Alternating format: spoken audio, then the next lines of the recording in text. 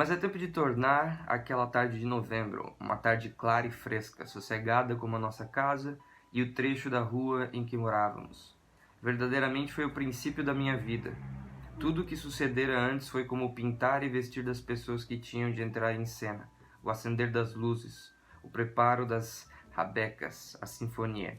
Agora é que eu ia começar a minha ópera. A vida é uma ópera, dizia-me um velho tenor italiano que viveu aqui e morreu. Explicou-me um dia a definição, em tal maneira que me fez crer nela. Talvez valha a pena dá-la. É só um capítulo.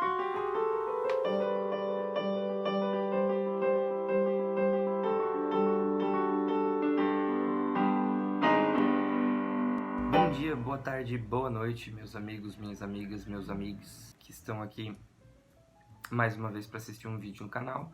Não importa que horas que você vai assistir, o importante é que você assista, né? Curta, comente, compartilhe. Me faça famoso, me faça rico, porque quem tá aqui por literatura são vocês e eu tô mesmo aqui pra ficar rico. Brincadeira. Hoje nós vamos conversar sobre... Isso é difícil. Hoje nós vamos conversar sobre aquele que é com certeza um dos maiores escritores da história da língua portuguesa. Provavelmente há uma grande discussão, é difícil, né, você querer colocar no topo um ou outro, mas é provavelmente considerado pelo maior número de pessoas o maior escritor da história do Brasil, um cara que perpassou por todos os estilos literários, né, ou gêneros literários. Ele escreveu poesia, ele escreveu romance, ele escreveu nos folhetins, né, ele foi um jornalista, foi uma pessoa que, apesar da sua origem humilde e da sua origem suburbana, né, de pouco estudo, ainda assim, através da sua genialidade, ele que nunca cursou o ensino superior, por exemplo, através da sua genialidade, do domínio maestral da língua portuguesa, ele conseguiu se inserir naqueles espaços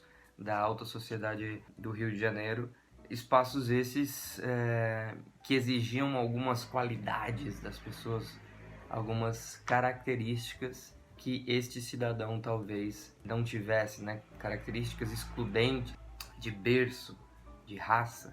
Ele que era um escritor negro. Harold Bloom, inclusive, um importante crítico literário americano, coloca apenas ele no seu cânon, apenas ele de brasileiro, no seu cânon ocidental de autores e obras que precisam ser lidas, que são as melhores. Só ele está de brasileiro, de sul-americano, se eu não me engano, tem que pesquisar isso direito. E o Harold Bloom considera ele o melhor escritor negro de todos os tempos, o maior escritor negro de todos os tempos. Bom, se você não sabe ainda quem é, eu lhes digo, vamos falar de Machado de Assis e Dom Casmurro. Solta a vinheta, brincadeira. Errou!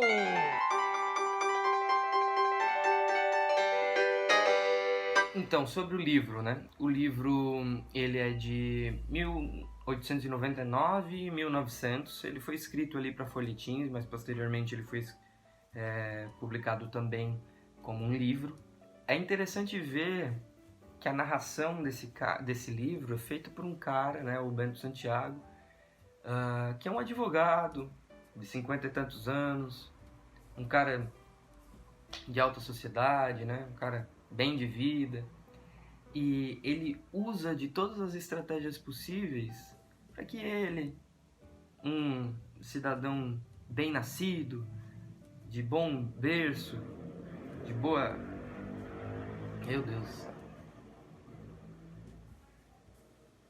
de boa índole, ele tenha toda a credibilidade na sua narrativa. Vamos falar sobre Machado de Assis. Ele é um cara genial, né? Difícil de você... Eu acho que o Machado é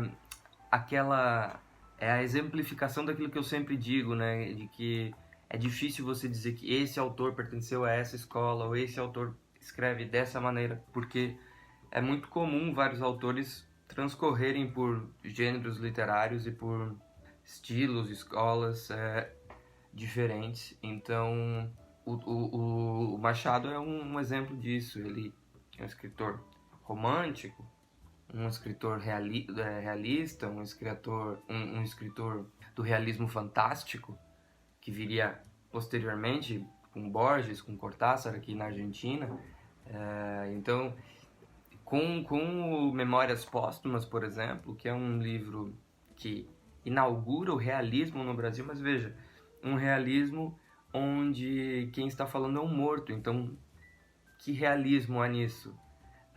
Ou seja, esse realismo fantástico que vem antes, ele já lá em 1880, né, na década de 80 do século XIX, 81, se eu não me engano, é Memórias Póstumas, ele já antecipou muita coisa que o modernismo traria, ele já antecipou algumas características que ficariam conhecidas mais com outros autores posteriormente, mas ele era um cara muito versátil, um cara muito inteligente, com um domínio, com uma acidez, né? Também um sarcasmo, mas um domínio da língua, conseguia quebrá-la, aquilo que o Deleuze fala, né? Quebrar a língua para fazer com que ela diga coisas que normalmente não diz. Ele conseguia reorganizar, quase como uma sintaxe própria, né? Ele criava a sua própria organização linguística que fazia com que as palavras dissessem mais do que talvez o seu significado a priorístico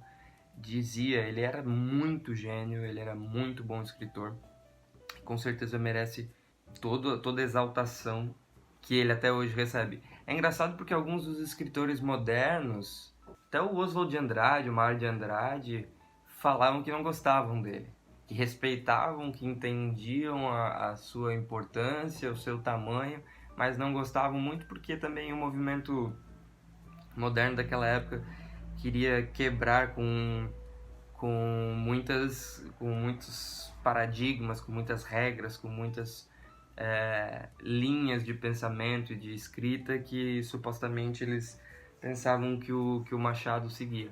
Mas isso é só uma observação, como veja que gênios às vezes não lidam muito bem com gênios, enfim. Existe essa rusga. Bom, a psicanálise ela entendeu, né, que a vida está baseada na linguagem, e a linguagem é a base para a literatura. Então, da mesma forma que a vida está baseada na linguagem, a literatura é vida, dessa forma, uma vez que usa a linguagem como seu terreno.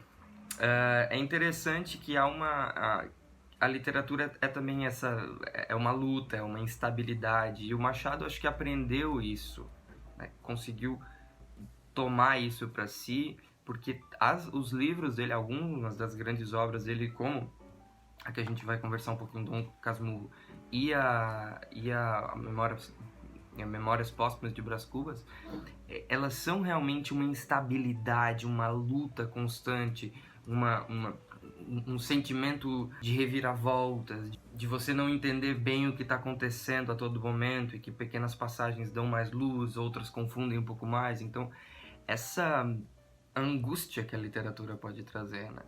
Mas não há vida sem literatura, justamente porque não há vida sem linguagem, né? E o Machado acho que conseguiu entender bem esse papel da literatura, o incômodo, né?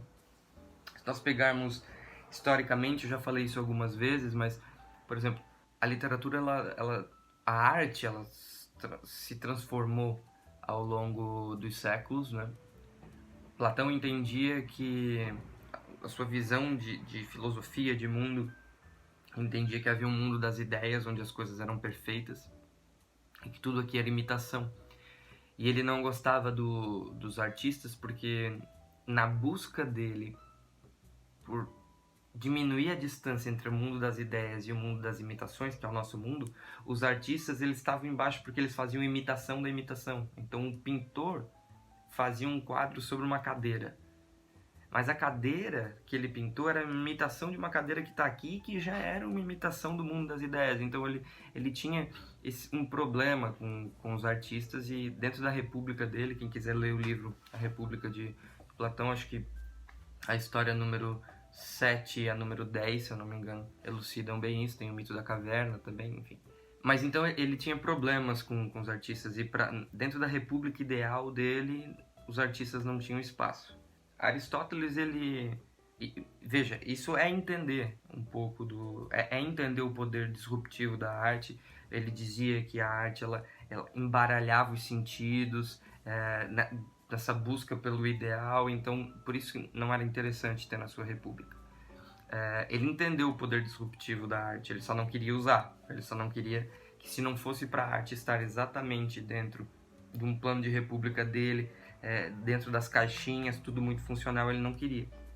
Aristóteles, por outro lado, seu discípulo, traz os artistas para sua polis, porque ele entende que os artistas, a arte ela consegue ressignificar, não ressignificar, mas reorganizar signos para que através dessa organização dos signos e dos símbolos se produza uma narrativa que não precisa ser necessariamente verdadeira, mas que produza verossimilhança, que possa ter algum tipo de relação com a realidade e que produza esse sentimento de catarse, né, de purificação, que é interessante para os cidadãos da polis. Posteriormente, a gente vai ter outras... Esse domínio da arte aristotélico, né, ele se dá até muito tempo. Do classicismo para frente, a gente vai começar a ter um pouco de idas e vindas entre o que uma escola diz, o que a próxima tenta negar a outra, né? O barroco tenta negar um pouco do classicismo, o arcadismo tenta retomar o classicismo e negar o barroco, aí o romantismo já tenta novamente negar o classicismo, enfim. Por que eu digo isso? Porque a gente chega com o Machado no realismo, nós chegamos com o Machado no realismo. O realismo ele procura fazer visto o que não era visto pela arte até então. Então, o que era belo, o que era perfeito. Então, de acordo com o método de Aristóteles, com a forma de Aristóteles de entender as coisas, muitas coisas, muito do que era belo excluía coisas comuns, coisas que não eram dignas de ser retratadas como arte. E o realismo traz isso, traz o suor do povo, né? O naturalismo traz muito isso também. A gente pega, por exemplo, o Cortiço, do Aloysio Azevedo, né? Que retrata o povão, morando todo mundo junto, detalhes de uma sociedade carioca, enfim, que até então não eram tidos por arte porque não valia a pena se falar sobre isso. Não tinha nada de belo, não tinha nada de bom. E é interessante que o realismo traz isso, e o Machado domina isso muito bem também, ao trazer as nuances de uma vida normal, de uma vida comum. Falando sobre o livro. Esse livro eu acho que muita gente já deve ter lido. Quem acompanha esse canal aqui, provavelmente todo mundo já leu. O que se trata? Se trata da narração de uma pessoa, um cidadão... Peraí, deixa eu abrir aqui.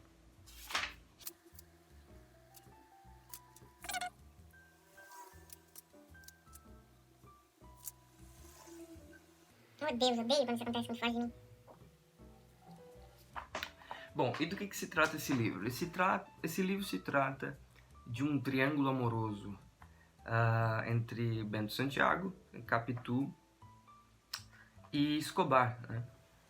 A verdade é que eu não vou falar muito mais do que isso sobre o livro propriamente dito, porque vocês já devem ter lido, e eu quero que os que não leram, leiam.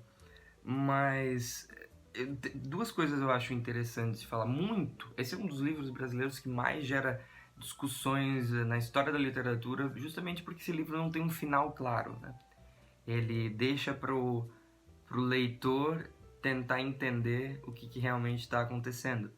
Eu vou te dizer que é o seguinte, vou lhes dizer o seguinte, eu acho que esse livro é genial porque o Machado, ele consegue jogar com a mentalidade, né, com a psicologia de quem tá lendo. O Bentinho, na verdade, é quase como um quarto personagem, né? Se você pegar Bento Santiago, né, que é o personagem principal, a personagem principal que está narrando, ele narra, quando fala de si, esse Bentinho. Isso é uma técnica de linguagem, uma técnica de narração para que as pessoas, ao lerem, tenham compaixão de quem está lá. Eu, o Bento Santiago, o Bentinho, né? Uma pessoa dócil, uma pessoa cheia de qualidades, uma pessoa tão boa, que não pode estar simplesmente vendo errado as coisas, não pode estar simplesmente narrando de forma interesseira.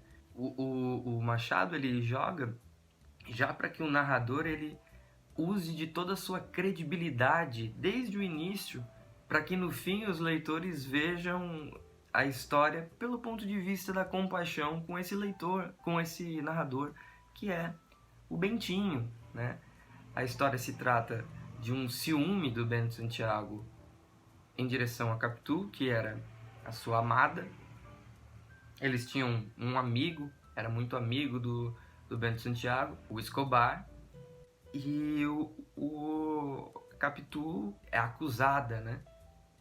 Tem suspeitas fortíssimas de ter se apaixonado por Escobar e ter traído o Bentinho com o Escobar. Veja que o livro não diz o que realmente aconteceu, fica totalmente a critério do leitor, por isso essa discussão, essa pergunta que permanece, né?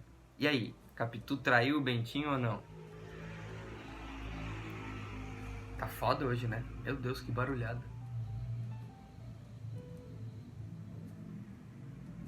Mas, enfim, então o livro se trata de uma narrativa que faz você estar imerso nas palavras desse livro, que faz você imergir nessa história, e no fim você fica cheio das ideias sobre o que realmente está acontecendo, né?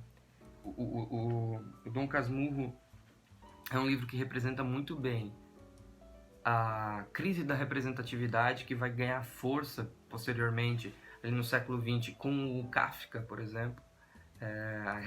As palavras não apenas como representação, mas criação de mundos novos, né? Livros como O Processo ou A Metamorfose, principalmente, mostram essa angústia dos autores, dos escritores, de usar as palavras para dizer não apenas aquilo que elas dizem, mas mais do que elas realmente dizem, e não apenas para representar o que está dado, o que eles consideram um emprego pobre da palavra, simplesmente jornalístico. Não, mas a palavra como uma forma de criação de mundos novos, de romper com algumas barreiras que o mundo acaba colocando, que a sociedade, da forma que está posta, acaba impondo. Então a gente tem que romper com isso, a gente tem que usar a linguagem, a palavra, a literatura para transformar a vida, não apenas como a representar o que está posto, mas para quebrar essas cadeias e para apresentar novas possibilidades, mundos novos, realidades novas e assim por diante. Então, o Dom Casmurro, ele é um livro que traz muito dessa crise da representatividade através da sugestão de novas possibilidades através de uma narrativa. O Machado era um gênio, né? Como eu já falei aqui várias vezes, ele era um gênio porque ele conseguiu antecipar muitas das coisas que viriam dentro da literatura, e eu acho isso maravilhoso. Então é isso, gente. Espero que vocês gostem. Se não leram, leiam um livro e desfrutem, tá bom? Nos vemos em breve. Beijo.